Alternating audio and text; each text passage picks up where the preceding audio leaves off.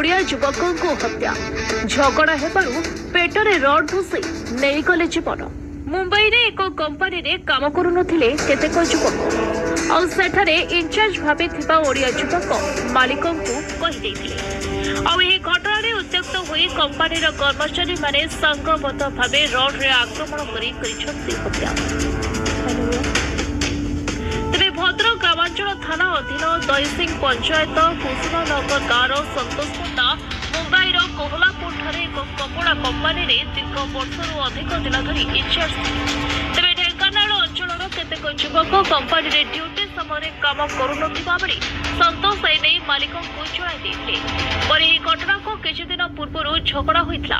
तेरे गणेश पूजा परदिन राति ड्यूटी थिबारु संतोष पंडा रूमरू बाहरिथिले, किंतु राति 10टा परे तांको स्त्री और पुओ को खबर मिलिथिला जे संतोष को रड रे आक्रमण करी 3 जण हत्या करिछथि। काली राति 10टा रे फोन आइला जे भाईकर वाइफ फोन करथिले जे तांकर मृत्यु होई जाईछि।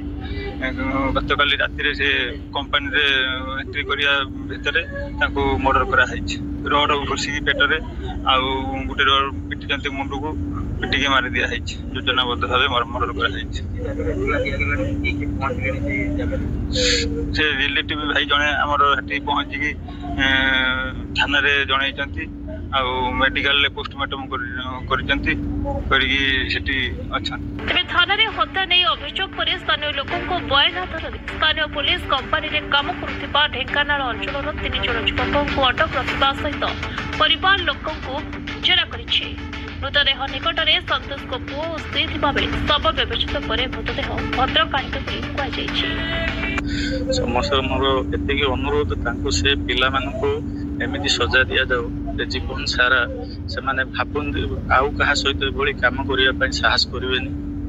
एभली मोर रिक्वेस्ट जे सब ओडिशावासी माने वर्तमान परिस्थिति रे समस्त पूरा बाहर रहउचंदी निज परिवार पोषण करिया पई।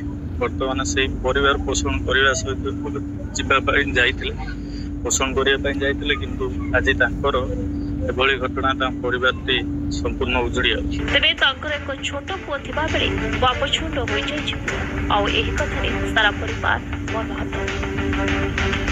भद्रकରୁ सुप्रीम मलिक रिपोर्ट प्रतिदिन।